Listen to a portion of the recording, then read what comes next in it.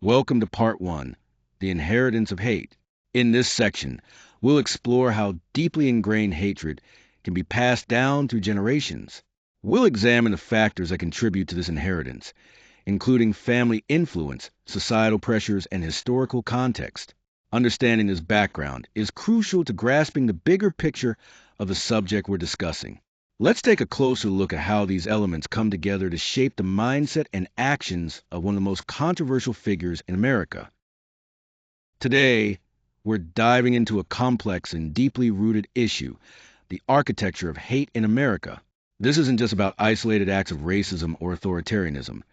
It's about understanding the systems and structures that have perpetuated discrimination over time.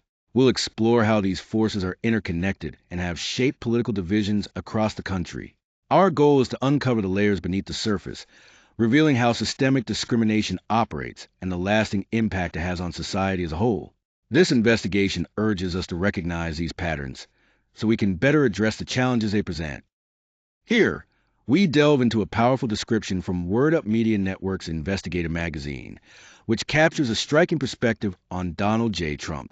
While many people build empires of steel and glass, symbols of success and achievement, there are those who construct monuments not just to their ambitions, but to something darker, their own egos. But what makes this story particularly alarming is the idea of building an architecture of hate. This phrase suggests something carefully designed and deeply rooted, going beyond personal ambition to foster division and animosity. It sets the tone for examining how such a dangerous construct is established and maintained, which is central to understanding this narrative. Welcome to the first part of our deep dive into what we're calling the most dangerous and hateful man in America. Over the course of this series, we're going to carefully examine the evidence, link together a long-standing pattern of behavior, and reveal how racism, cruelty, and authoritarianism have persisted for more than 50 years. This investigation goes beyond politics. It's really about survival. Our goal is to uncover the truth so we can understand the risks we face.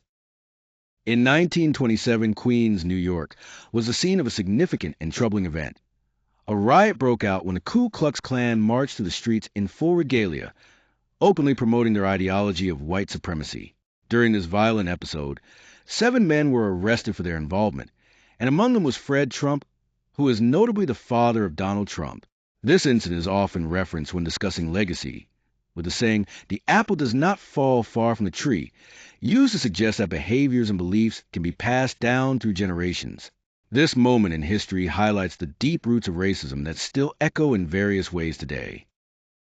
Donald Trump grew up learning the family business directly from his father, absorbing the real estate trade from an early age. But this business was about much more than just buildings and development. It operated within a system that was deeply rooted in racial discrimination, intentionally designed to keep black families out and preserve white control over housing. In this sense, Trump wasn't just training to be a builder or developer. He was, in a troubling way, an apprentice in that system of exclusion and prejudice. This shaped not only his approach to real estate, but also the attitudes that influenced his career. By the 1970s, Trump management had grown significantly, controlling over 14,000 apartments. What's particularly important to understand is that they didn't just manage these properties openly. They implemented a secret system using coded language. This hidden method was designed to keep their buildings racially segregated. It was a quiet but powerful way of maintaining these divisions, operating under the radar. This insidious system sustained racial separation for years, only coming to light much later, revealing the depth of these discriminatory practices. The National Urban League took a proactive step by sending testers to various Trump properties to see how potential renters were treated. What they found was deeply troubling. White couples were offered apartments right away, while black couples were consistently told that no units were available, even when that wasn't true. This wasn't just a coincidence. It revealed a clear, deliberate pattern. The evidence pointed to an illegal conspiracy specifically aimed at denying housing opportunities to black Americans, exposing systemic discrimination that demanded attention. On this slide, we learn about a former Trump building superintendent who courageously came forward to testify. He revealed that he was explicitly instructed to discriminate against black applicants, told to steer them away, lied directly to them, and even charged them double the rent compared to white tenants. This testimony was crucial because it exposed concrete evidence of systemic discrimination happening within the housing practices, shedding light on a troubling pattern rather than isolated incidents. This whistleblower's account became a vital piece in understanding how deeply ingrained and deliberate these discriminatory actions were. In 1973, the Department of Justice took a significant legal step by filing one of the largest housing discrimination lawsuits in American history. This lawsuit was directed at Fred and Donald Trump, alleging serious violations of fair housing laws. Specifically, the Trump Organization was accused of breaking the Fair Housing Act through systemic and intentional racial discrimination. This means they were charged with deliberately preventing people of certain races from renting or buying homes, which had a major impact on housing equality at the time. Understanding these charges gives us important insight into the legal and ethical challenges faced by the organization during that period. Trump's response was swift and uncompromising. From the start, he refused to back down, labeling the charges as absolutely ridiculous. To strengthen his position, he brought on board Roy Cohn, a notoriously ruthless lawyer known for his aggressive tactics during the McCarthy era. This move sent a clear message that Trump was prepared to fight back fiercely. His approach was straightforward: deny the accusations outright, deflect any blame, and aggressively attack the credibility of his opponents. This strategy set the tone for a relentless legal battle. Here, we see that the Department of Justice took significant legal action by filing formal federal charges against Trump management. These charges are focused on systematic racial discrimination, highlighting serious allegations rather than isolated incidents. What's particularly striking is the growing body of evidence indicating that this wasn't just a one-time problem. It was part of a broader, institutionalized effort to enforce segregation in housing. This means that the discriminatory practices were deeply embedded in the management's policies and operations, making the issue much more serious than a simple dispute. Here, we see a disturbing revelation from the Department of Justice. They found clear evidence that employees within the Trump Organization used a racist code system. Specifically, black applicants' files were marked with a C, which stood for colored. This wasn't just an oversight or a casual note. It was a deliberate strategy. The purpose of this C marking was essentially to label these candidates in a way that almost guaranteed their applications would be dismissed outright, without fair consideration. This practice highlights a systemic effort to exclude black individuals from employment opportunities. Here, we see that Trump settled the lawsuit without admitting any guilt, but the settlement included specific terms requiring him to make changes. These changes weren't optional. He had to comply with provisions such as sending vacancy lists to black organizations, placing advertisements in black newspapers, and accepting government oversight. Although he denied these changes, their impact was clear and undeniable, showing that the lawsuit achieved tangible results despite his refusal to admit wrongdoing. By 1978, the Department of Justice took legal action against Trump once again, this time for ongoing racial discrimination. The government gathered strong evidence showing that this discrimination wasn't isolated or accidental. It was widespread and frequent. This behavior created a significant barrier to fair housing opportunities. Importantly, this wasn't just a one-time mistake or oversight. It was deeply embedded in the business practices at the time. During the 1980s, Donald Trump emerged as a national celebrity, becoming a symbol of greed and excess that defined the era. His larger-than-life persona captured widespread attention, but alongside this rise in fame, he didn't abandon the hateful agenda he'd long pursued. Instead, he expanded it, targeting new groups beyond just his New York real estate competitors. This period marked a significant growth not only in his public profile, but also in the reach and impact of his divisive tactics. Here, we see how fear and public panic played a huge role in the case of the Central Park Five. After a brutal attack in Central Park, 5 teenagers, 4 black and 1 Latino, were quickly arrested. The atmosphere was charged, with the public eager for justice, but also driven by fear and bias. Adding fuel to the fire, Donald Trump took out full-page newspaper ads even before any trial or evidence was presented. These ads aggressively inflamed public sentiment against the young men, contributing to the rush to judgment and the intense media spotlight they faced. This combination of panic and inflammatory rhetoric set the stage for a deeply flawed legal process. On this slide, we see how Trump's death penalty ads were designed to grab immediate attention, using bold capital letters to demand, "Bring back the death penalty. Bring back our police." This kind of messaging wasn't just about policy. It was a call to intense, emotional reaction, more than promoting fair justice. These ads fueled what we call a lynch mob mentality. Rather than calming tensions, they stirred up racial fear and hysteria, pushing people toward anger and division instead of reasoned discussion. This escalation had serious consequences for social cohesion and public trust.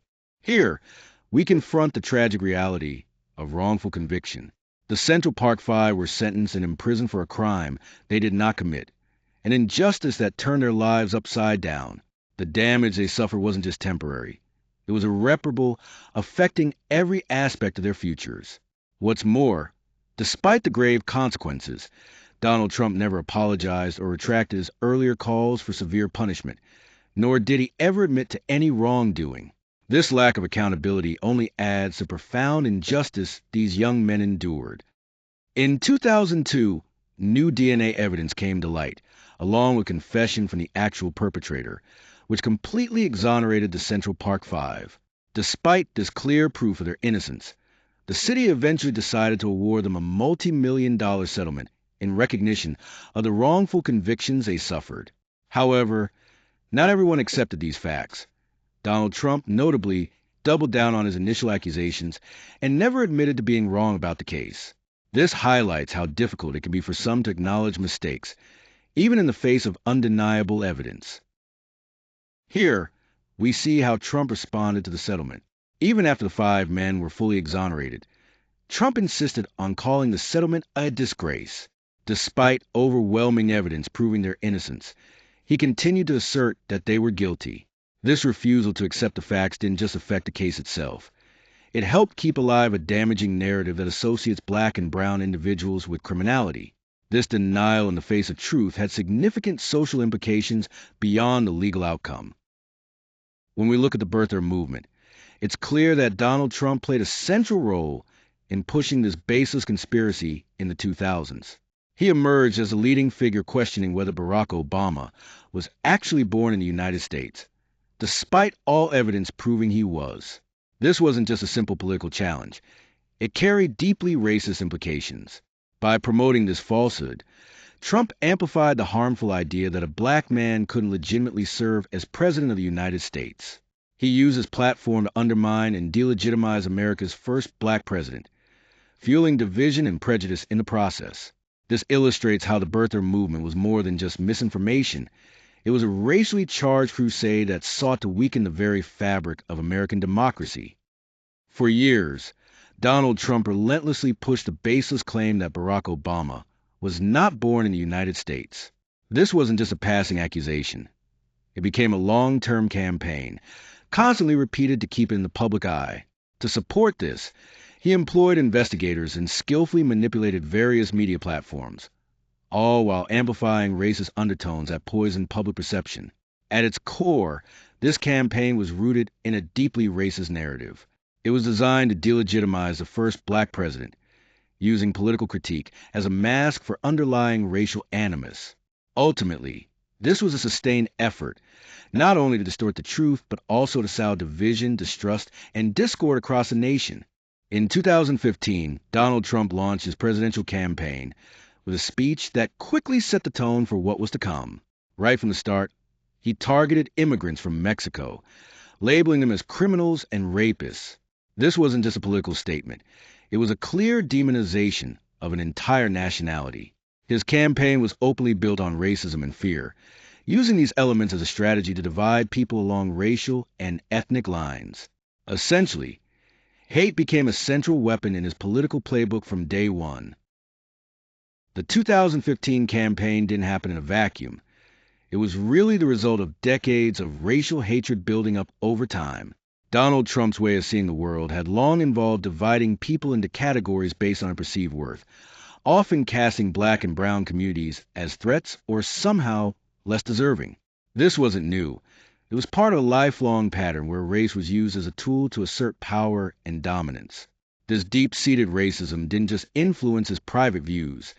It played a major role in shaping his political messaging and the public persona he presented to the world. Trump's campaign platform was strikingly simple and direct. It relied heavily on exploiting fear and division to rally support. One of the key tactics was taking subtle racist dog whistles and turning them into loud, overt messages that openly fueled hate. Throughout his campaign, he used fear-mongering around issues like crime, immigration, and national identity to deepen existing societal divisions and polarize people even further. This method wasn't accidental. It intentionally normalized hate as a core strategy in winning political support. From the very start of his campaign, Trump framed Mexican immigrants in a negative and criminal light, using broad generalizations. He claimed that they were responsible for bringing drugs, crime, and violence into the country, effectively labeling an entire nationality as a threat. This kind of blanket demonization distorted the reality of millions of people and influenced public discourse and policy in ways that marginalized Latinx communities. It was a clear and explicit targeting of an entire ethnic group, portraying them as the root of national problems. Here, we see how the so-called Muslim ban represented institutionalized discrimination at the highest level. President Trump called for a total and complete shutdown of Muslims entering the United States, which was formalized in Executive Order 13769. This executive order effectively legalized discrimination based on religion, marking a dangerous precedent. The immediate impact was heartbreaking. Chaos at airports, families separated, and a government policy that openly sanctioned bigotry.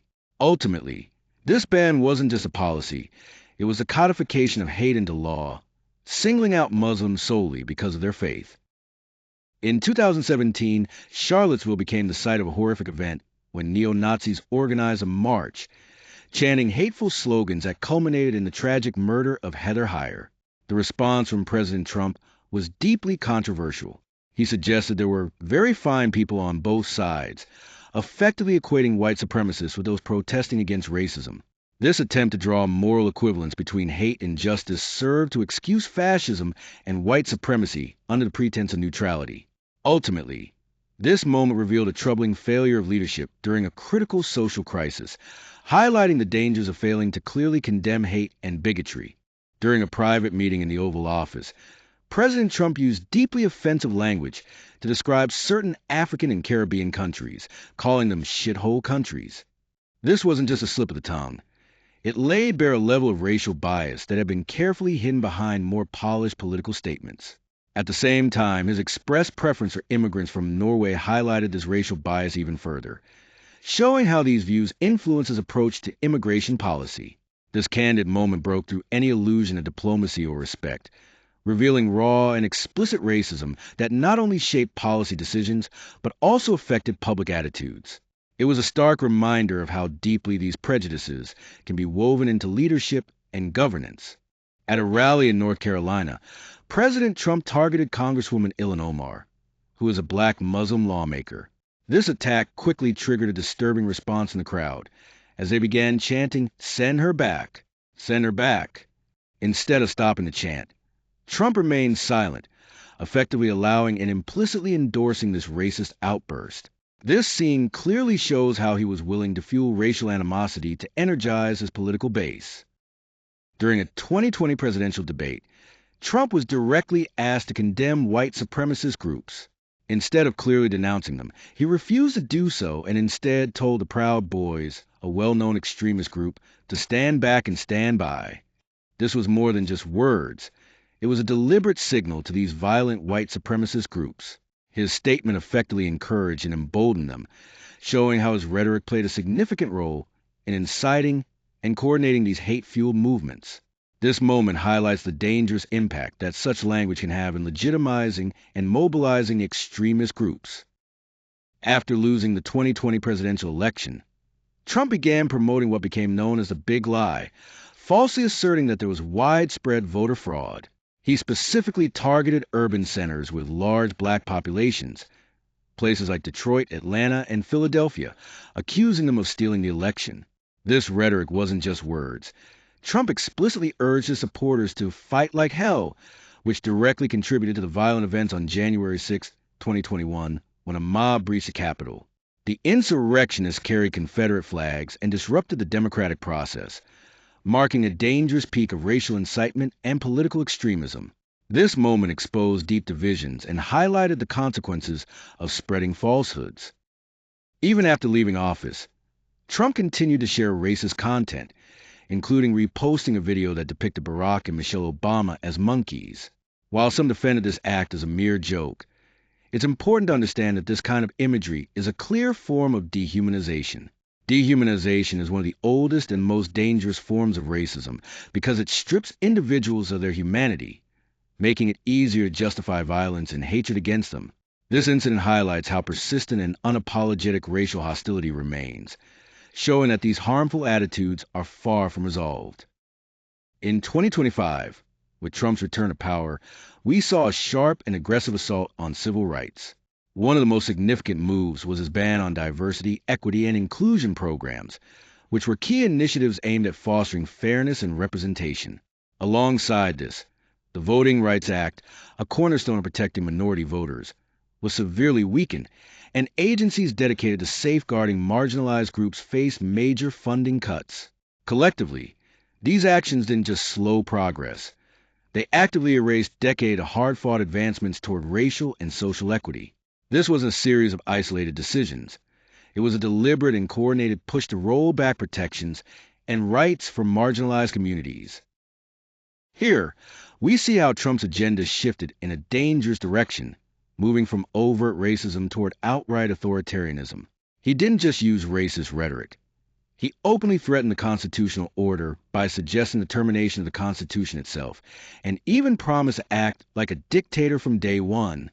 This alarming stance included plans to deploy the military against American citizens, a clear escalation in using force to maintain control. Importantly, racism wasn't just hate speech. It became a deliberate tool to justify these undemocratic moves and to silence opposition. This connection between racism and authoritarian power grabs is crucial to understanding the broader implications of his agenda. When we talk about the cost of hate on America's future, it's important to understand how deeply it affects our economy and society. First, mass deportations would have a devastating impact on labor markets and key industries that rely on a diverse workforce. This isn't just about individual lives. It's about the health of entire sectors and the economy at large. Second, xenophobic trade wars harm American families by driving up prices and causing job losses, making everyday life harder for many people. Third, political instability caused by such divisive attitudes discourages both domestic and international investors, which in turn slows economic growth. Ultimately, the cost of hatred goes beyond economics. It's a moral failing that undermines a nation's well-being and future prosperity. Addressing this is crucial for building a stronger, more inclusive America. When we look at the historical context of discrimination, we see a clear pattern stretching from housing discrimination back in the 1970s all the way to the Capitol insurrection in 2021. This isn't a series of isolated incidents, but rather a consistent thread of division and exclusion. At the core of Trump's power base is this very pattern, constructed on fear, hate, and division.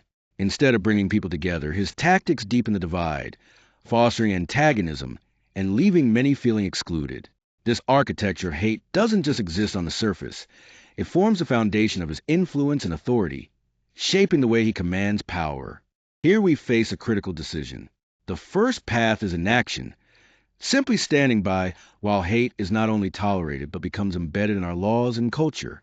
This path risks eroding the very foundations of our society.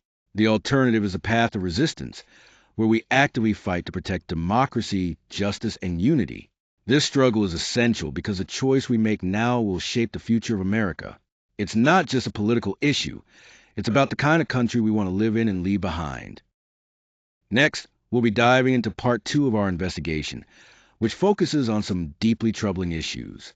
First, we'll expose mass deportation camps that have been set up with the intent to criminalize immigrants, shedding light on conditions and policies rarely discussed. Then, we'll uncover the ongoing war on Black history and education, how systematic efforts are attempting to erase or rewrite this crucial part of our collective past. We'll also reveal plans aimed at purging dissenters from government institutions, highlighting threats to democratic principles and free expression. Make sure to stay tuned as we continue this unflinching coverage, bringing these important stories into the spotlight. This investigation has been carried out by WordUp Media Network, where we prioritize a rigorous commitment to facts. Every source we've used has been carefully verified, and all evidence examined thoroughly to ensure accuracy. Our dedication is unwavering when it comes to truth and transparency. Ultimately, the purpose of sharing these findings is to inform and empower the public, helping everyone make well-informed decisions based on reliable information. If you believe in truth and justice, now is the time to join our movement. Staying connected is crucial, so make sure to like, share, and subscribe to keep informed about this vital struggle. Remember, the fight for America's soul requires active participation from each and every one of us. United, we have the power to push back against hate and stand strong in defense of our democratic values. Together, we can make a real difference.